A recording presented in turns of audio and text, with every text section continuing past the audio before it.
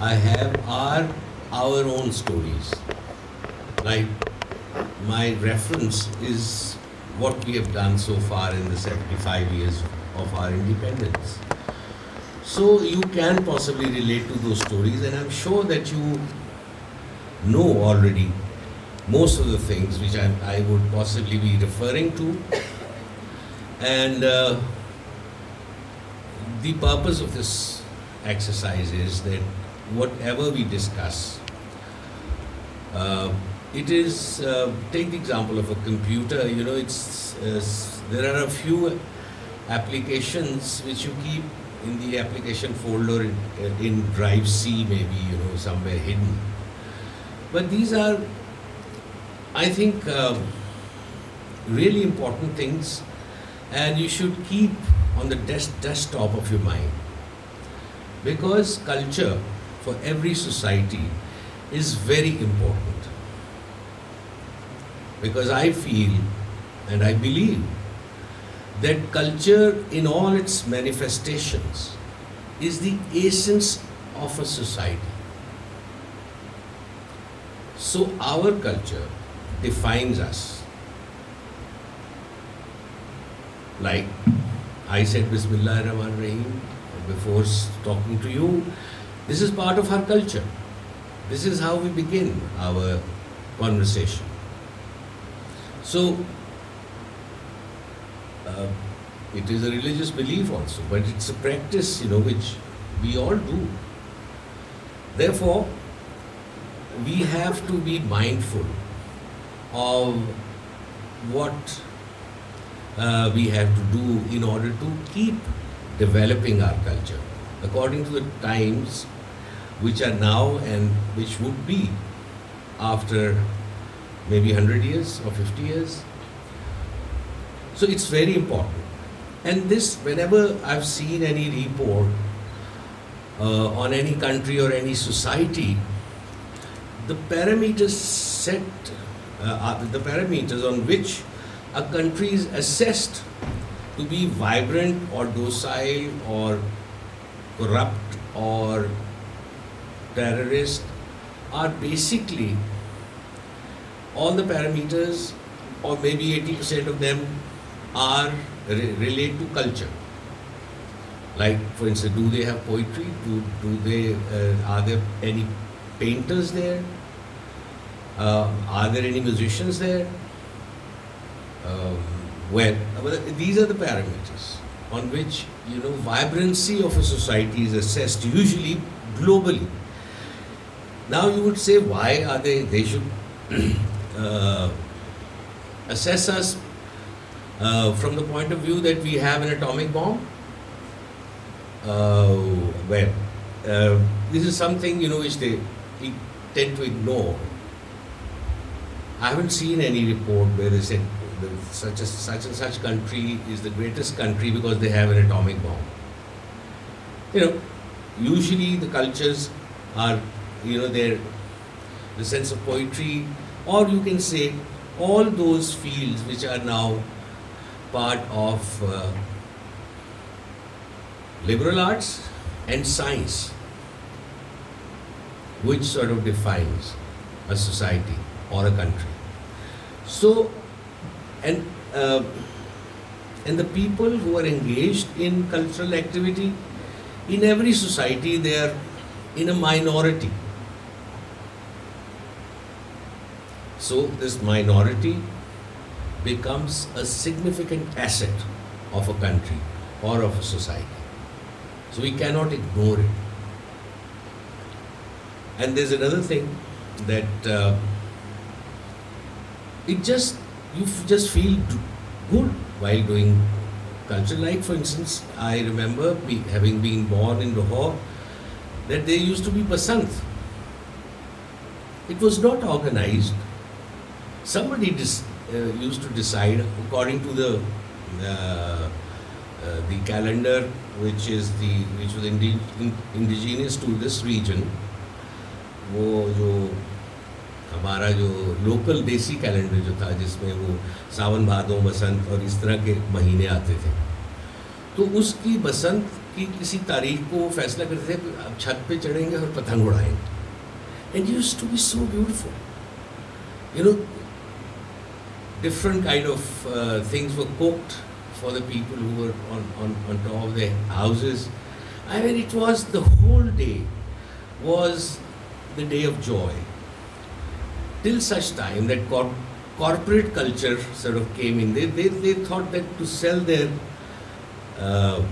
bottle tops or whatever they were selling, that we can possibly create more buyers, if we interfere. And that is where, it's sort of lost its the culture belongs to the people of the region. So I'll be talking about that. This is briefly the introduction, but now I'm going to switch to the other language, which is our language, which I think you possibly, if I speak in Urdu, you'll criticize me more because you'll understand it more. So I choose to go for that. پہلے تو یہ سمجھنا چاہیے بہت آسان لفظوں میں کہ میڈیا کیا چیز ہے. What is a medium? اچھا، میڈیا اور میڈیم میں دو لوگ ہیں جو آپریٹ کرتے ہیں. ایک تو ٹرانسمیٹر ہے جس کے دل میں کوئی کہانی ہے وہ سنانی چاہتا ہے آپ کو، یا جس کے پاس کوئی خبر ہے وہ سنانی چاہتا ہے. اور ایک وہ ہے جو وہ خبر سن رہا ہے. تو جو سن رہا ہے اس کی تو کوئی رسپانسبلٹی نہیں. جو کہہ رہا ہے یا جو سنا رہا ہے اس کی ذمہ داری تمام اسی کی ہے. اور اس کو بے شمار طریقوں سے مختلف ہمارے جو بزرگ تھے، بڑے لوگ تھے، فلسفی تھے، شاعر تھے، ان سب نے اس کو کسی نہ کسی طریقے سے بیان کیا ہے کہ جو ذمہ داری ہے وہ ٹرانسمیٹر کی ہے، اور جس کو ٹرانسمٹ کیا جا رہا ہے اس کی کوئی ذمہ داری نہیں ہے. اس کو تو بلکہ یہ ہے کہ وہ اگر نہیں سنتا اس کو اور اس وقت ریڈیو یا ٹیلی ویژن بند کر دیتا ہے تو اس کا کوئی قصور نہیں. کوئی اس کو پیٹے گا نہیں جا کے، ارے تم نے بات ہی نہیں سنی ہماری. یہ والد تو اپنے بچوں کو کہہ سکتے ہیں کہ ہماری، یا ماں کہہ سکتی ہے اپنے بچوں کو کہ میری بات نہیں تم سنتے. لیکن جو ایک میڈیم ہے یا ایک جس کے بارے میں ہم گفتگو کر رہے ہیں، وہ ساری کی ساری ذمہ داری جو ہے وہ ٹرانسمیٹر پہ ڈال دیتا ہے. اچھا، اب بات یہ ہے کہ جی ہم نے کہ ٹرانسمیٹر جو ہے وہ کچھ چیزیں آپ تک پہنچا رہا ہے. اچھا، کچھ چیزیں آپ کو اچھی لگتی ہیں، کچھ نہیں اچھی لگتی ہیں. اچھا، انسانی ذہن جو ہے وہ ایک بہت ہی، یعنی بغیر سوچے سمجھے یہ ایک غیر شعوری عمل ہے ہمارے ذہن میں. یہاں پہ بے شمار سائیکالوجسٹ بھی ہوں گے بیٹھے ہوئے. تو ایک غیر شعوری وہ جانچ پڑتال کرتا ہے کہ جو چیز وہ سنتا ہے اس میں سے جو اس کو بیکار لگتی ہے وہ اس کو ویسٹ پیپر باسکٹ میں پھینکتا ہے. وہ ریٹینشن اچھی چیز کی ہی ہوتی ہے. کیونکہ اقبال بھی کہتے ہیں کہ انسان بنیادی طور پر ایک اچھا ہے اور اچھا سوچنے والا کیا کہیں جانور ہے. تو اچھا سوچنے والا، اور اسی لیے وہ انسان بھی ہے، کیونکہ اگر وہ اچھا نہ سوچے تو پھر وہ انسان کیسے ہو. تو اچھا سوچتا ہے اور اچھا کرنا چاہتا ہے، اور اچھا کرنے کی اور لوگوں سے اس کی ایکسپیکٹیشن بھی اچھی ہوتی ہے. اور وہ کہتے ہیں کہ جب وہ اچھا نہیں ہوتا تو اس کی اگر آپ تحقیق کریں یا اس کی گہرائی میں جائیں تو وہ برا اس وقت ہوتا ہے جب وہ ڈر جائے. وہ خوف زدہ ہوگا تو برے کام کرے گا. مثلاً کہ جی میں اگر وزیر اعظم جب نہیں رہوں گا تو اس وقت کیا ہوگا. یہ خوف ہے جو آپ کو ایک عمل کی طرف لے جاتا ہے کہ نہیں، وہ جب میں نہیں ہوں گا اس وقت کے لیے کچھ بچانا چاہیے. تو لہٰذا اس میں ہر غلط صحیح کام ہو جاتا ہے کہیں. تو یہ ایک بنیادی یعنی انسان کی ایک فطرت میں یہ شامل ہے کہ وہ اچھی چیزوں کو ریٹین کرتا ہے اور بری چیزوں کو علیحدہ کر دیتا ہے، لیکن اس کی شرط یہ ہے کہ آپ خوف زدہ نہ ہوں، آپ کا اعتقاد جو ہے وہ قائم رہے، آپ کا ایمان جو ہے وہ قائم رہے، اور وہی فیتھ ہے۔ تو اس لیے پھر آپ کوئی برا کام، آپ کا جی نہیں چاہے گا کچھ کرنے کو ایسا۔ اچھا، تو آگے اب جو بحث ہے وہ یہ کہ جب ہم نے یہ کہا کہ جی کلچر جو ہے وہ ہمارے لیے ضروری ہے، اور وہ جو ایک مائنورٹی ہے اس میں کیا چیز ہے جو اور وہ بڑی سگنیفیکنٹ ہے، تو ان کا بنیادی طور پہ کام کیا ہے، وہ کیا ہمیں کرنا کیا چاہیے؟ وہ یہ ہے کہ دیکھیں کلچر کے دو ہی ایسپیکٹ ہیں۔ ایک تو یہ ہے کہ جو پہلے ہو چکا ہے، ابھی ڈاکٹر صاحبہ بھی کہہ رہی تھی اور انہوں نے بڑا اچھا ایک بتایا بھی، اور لوگ ورثہ میں بھی کیونکہ رہی ہیں، تو انہوں نے بہت یعنی اور یہ سوچ کے ہی جو سمری تھی، میں نے بھی لوگ ورثے کی کیونکہ دیکھی تھی جب وہ لکھی جا رہی تھی، تو اس میں یہ بہت اچھا ایک قدم اٹھایا تھا حکومت نے کہ لوک ورثہ جو ہے اس کو بنایا گیا کہ وہ جو پہلے ہمارا کلچر ہو چکا ہوا ہے اس کی پریزرویشن ہماری ذمہ داری ہے، اور اس کی ایکسیس جو نئے آنے والی نسلیں ہیں ان کے لیے آسان بنانا بھی ہماری ذمہ داری ہے، کہ اگر کوئی ریسرچ کر رہا ہے یا کوئی ویسے ہی موسیقی کی فیلڈ میں ایک پیشہ ورانہ وہ کام کر رہا ہے، تو اس کو کسی ریفرنس کے لیے وہ سارا جو ہے ڈیٹا وہ سننے کو مل جائے۔ تو پریزرویشن جو ہے وہ بہت ضروری ہے، کیونکہ یعنی فار پوسٹیرٹی پریزرویشن اپنے کلچر کی جو ہے وہ بہت ضروری ہے۔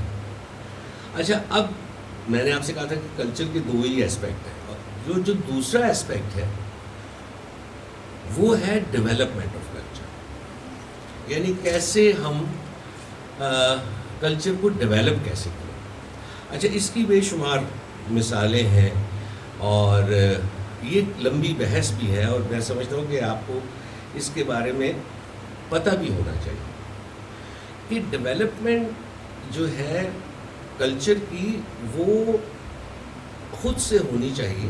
وہ اس لیے کہ جو آرٹسٹ ہے اس کو ہمیں یہ بتانے کی ضرورت نہیں ہوتی کہ تم یہ کام کرو، کیونکہ آرٹسٹ کو بھی ایک سمجھنے کی ضرورت ہے کہ وہ کیوں کوئی کام کرتا ہے۔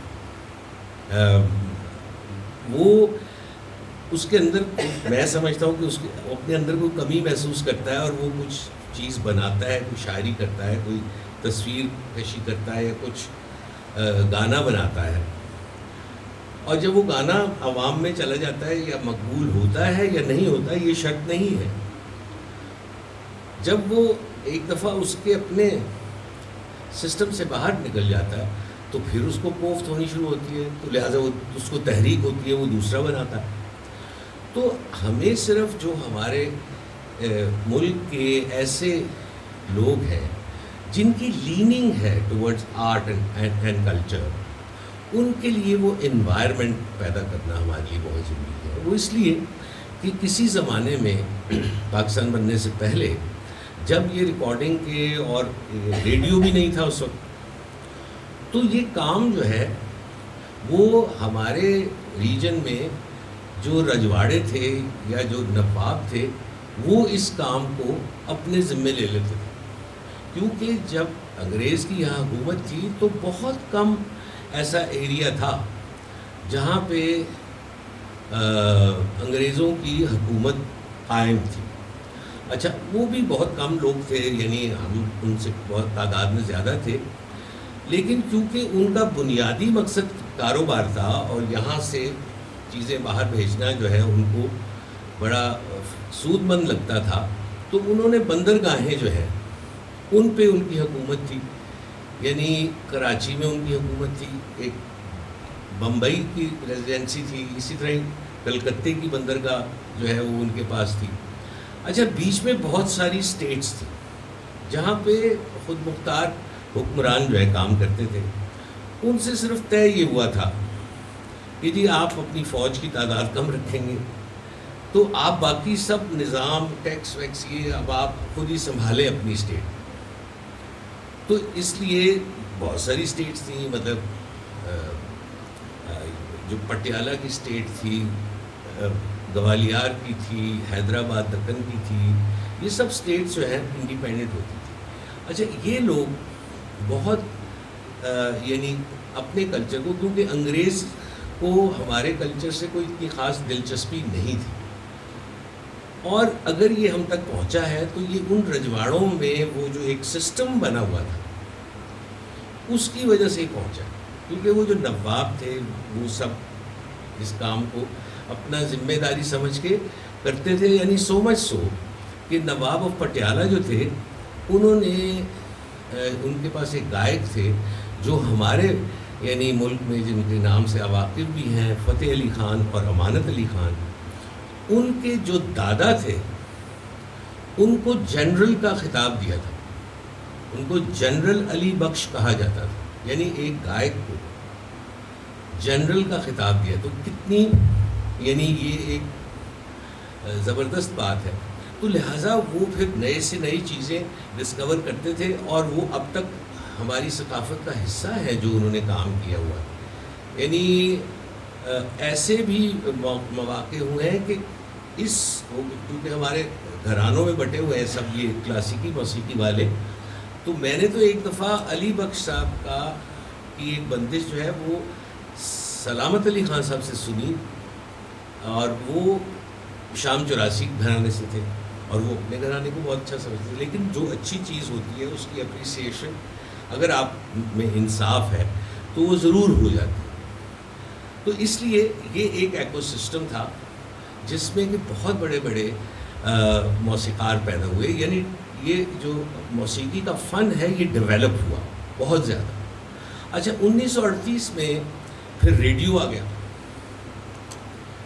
جب ریڈیو آیا تو اس کی بھی ٹرانسمیشن صرف خبریں نہیں ہوتی تھی.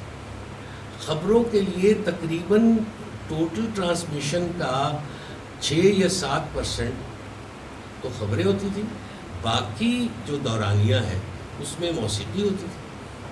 اچھا اب جو بھی موسیقار وہاں کام کرتا تھا اس کو کوئی ایک مناسب اس کی فیس ملتی تھی. تو اس فیس سے اس میں وہ جستجو پیدا ہوتی تھی کہ اچھا میں اب ظاہر ہے ایک غزل آپ نے ریکارڈ کرا دی، اب جب اگلی دفعہ آپ جائیں گے تو وہی غزل تو نہیں ریکارڈ ہوگی، یعنی کچھ اور کرنا پڑے گا. اچھا تو یہ مجبور ہوتے تھے آرٹسٹ کچھ نیا کرنے کے لیے، تو وہ ایک ڈیولپمنٹ کا کام جو ہے وہ شروع ہو جاتا تھا. اور مجھے حلق خشک ہو گیا، میں ذرا پانی پیوں.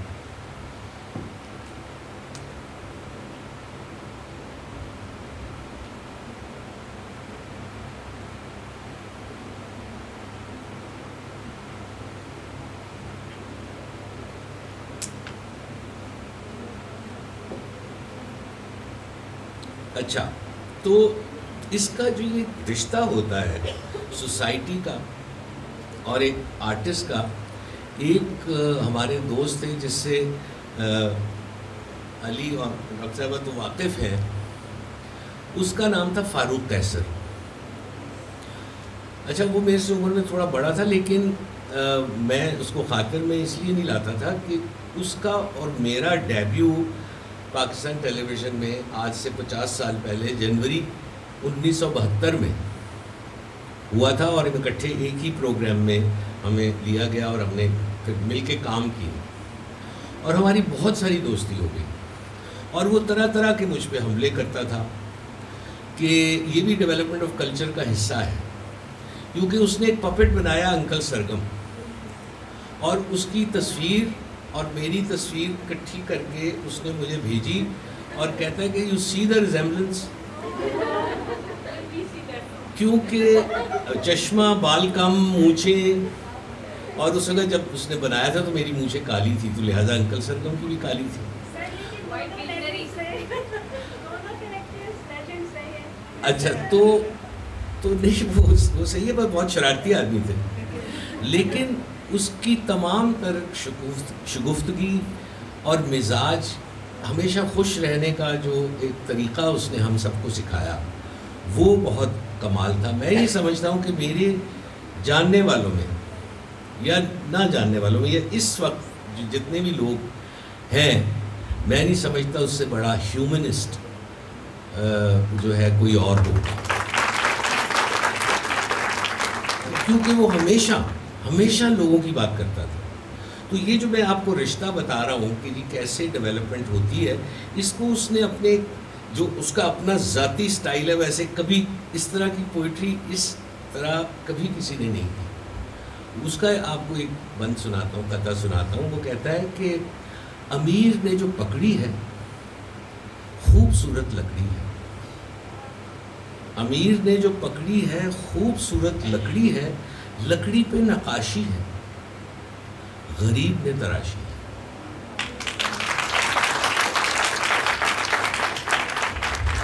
امیر نے جو پکڑی ہے خوبصورت لکڑی ہے، لکڑی پہ نقاشی ہے، غریب نے تراشی ہے. امیر کی یہ سوٹی ہے، غریب کی یہ روٹی ہے.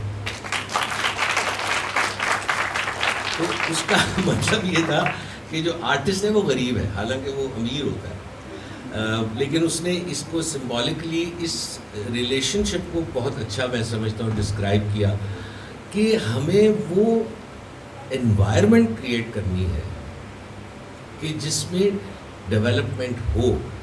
اچھا، وہ انوائرمنٹ یعنی تاریخی اعتبار سے جب یہ رجواڑے وغیرہ ختم ہوئے، پاکستان بن گیا، تو یہ کام جو ہے یہ ریڈیو نے اپنے ذمہ لے لیا، اور ریڈیو میڈیم ہے.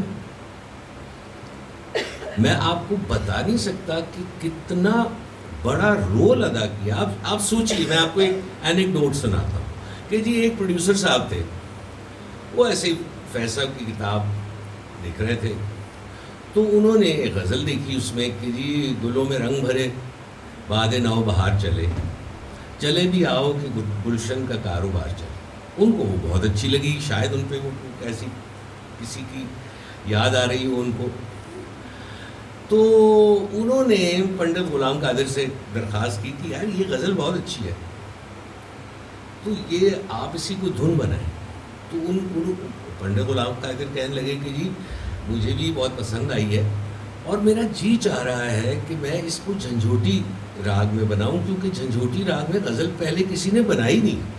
یہ ہے وہ کریٹو، یعنی جہاں سے شروع ہوتا ہے عمل کہ یار میں وہ کام کروں جو ابھی کسی نے نہیں کیا. تو اب ہم نے کبھی کوئی غزل سنی نہیں جھنجھوٹی میں، تو آپ اگر اجازت دیں، آپ کیونکہ ریڈیو کے پروڈیوسر ہیں، تو آپ اجازت دیں تو میں اس کی جھنجھوٹی میں طرز بناؤں. انہوں نے کہا ہاں پنڈت جی بالکل بنائیں. تو انہوں نے ایک طرز بنا لی جو کہ پروڈیوسر کو بہت پسند آئی. کہتے ہیں طرز تو بات اچھی پنڈت جی بنائی ہے، تو یہ گائے گا کون؟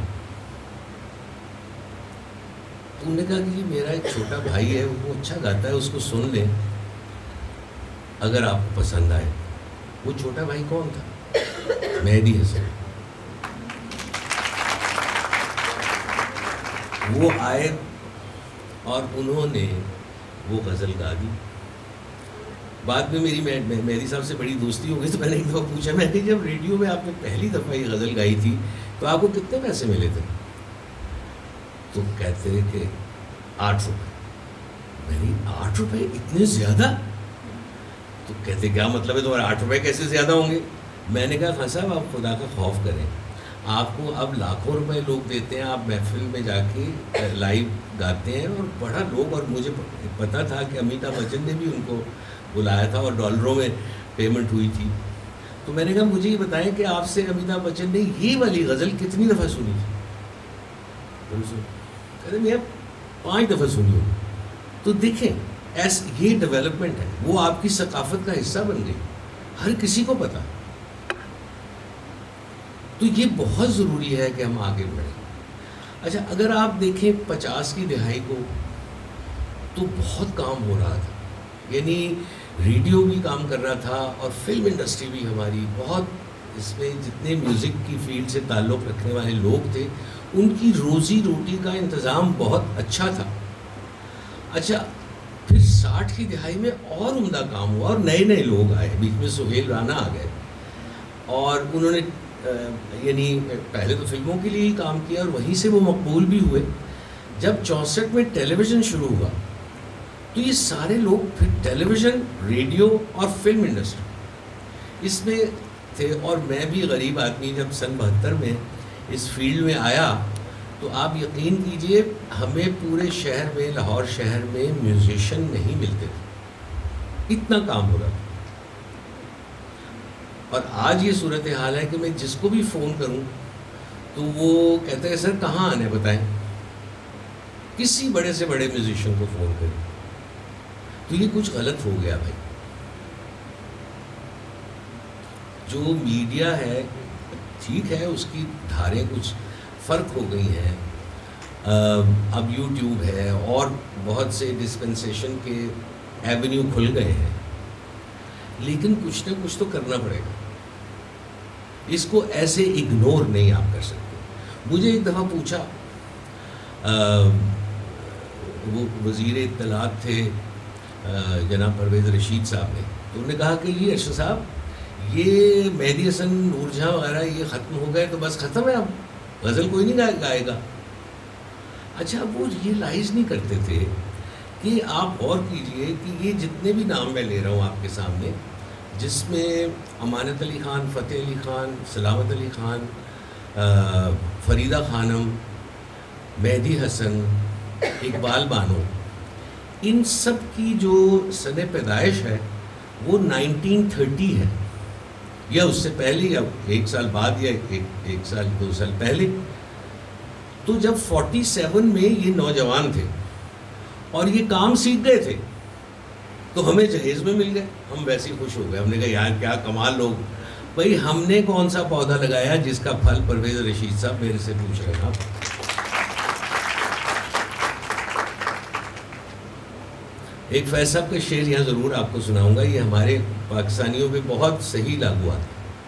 وہ کہتے تھک کر یوں ہی پل بھر کے لیے آنکھ لگی تھی, تھک کر یوں ہی پل بھر کے لیے آنکھ لگی تھی, سو کر ہی نہ اٹھے یہ ارادہ تو نہیں تھا. تو ہم کب سو کے اٹھیں گے؟ خیر اینی ہاؤ, تو میں یہ سمجھتا ہوں کہ اب میں دیکھ یہ رہا ہوں کہ میں نے کافی بک بک کر لی ہے, لیکن میں نے جو بات بیان کرنی تھی اور جو ایک امپورٹنس ہے ذرائع ابلاغ کا ان ڈیولپمنٹ آف کلچر, اس کی کوئی چیز آپ تک پہنچی کہ نہیں؟ تو اب کوئی سوال اگر آپ پوچھنا چاہیں تو پوچھ لیں, میرے کان تیز ہیں, مائکرو فون کی ضرورت نہیں. جی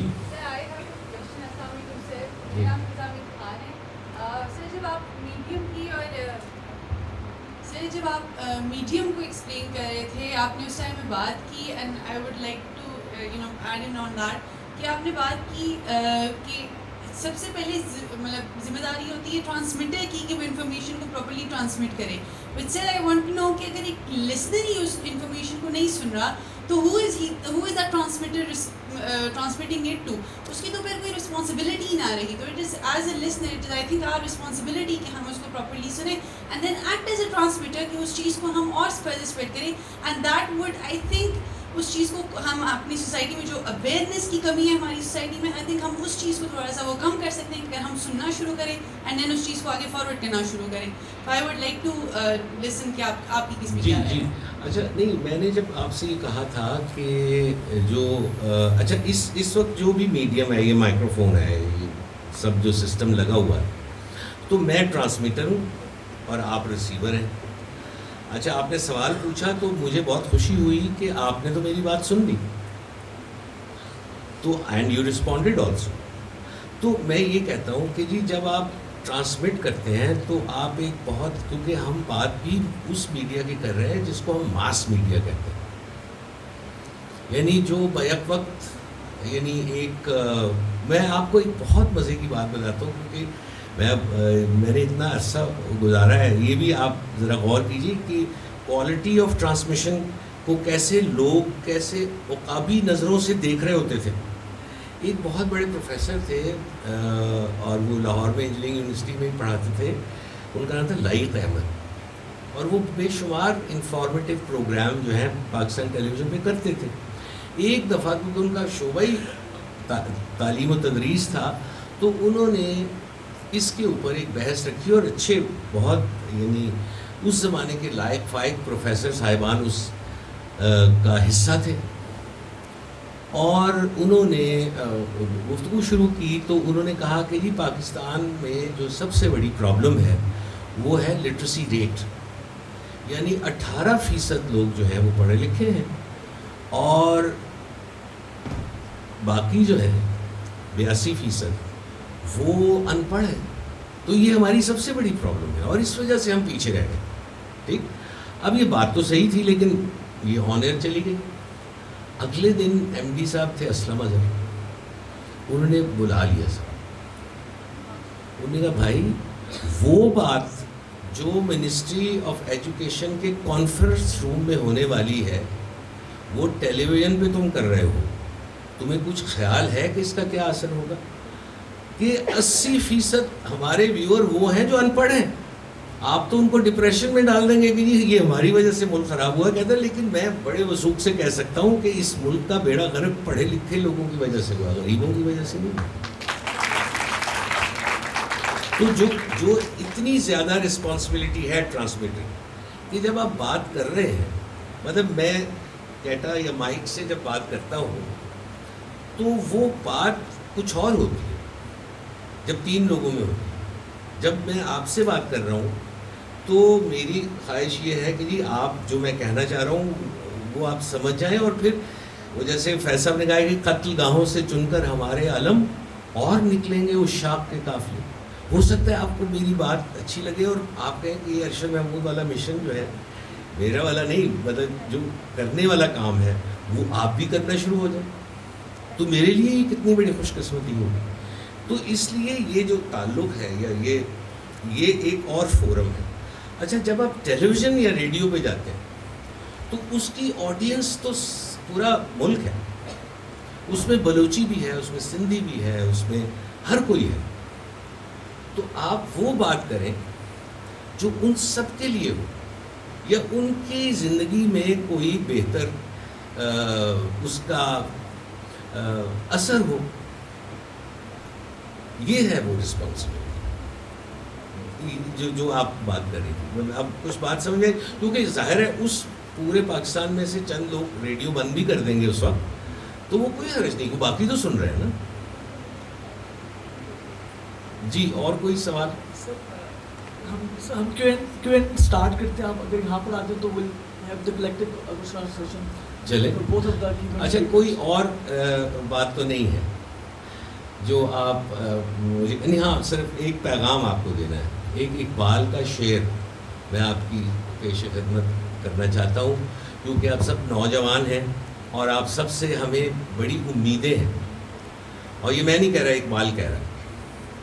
وہ کہتا ہے کہ ہر ایک مقام سے آگے مقام ہے تیرا, ہر ایک مقام سے آگے مقام ہے تیرا, حیات ذوق سفر کے سوا کچھ اور نہیں. You must accept there is no other thing which you can do. کیونکہ جو نہیں کرتا یہ وہ انکانسیکوینشل ہو جاتا ہے سوسائٹی میں. So don't be inconsequential, make a difference. Thank you.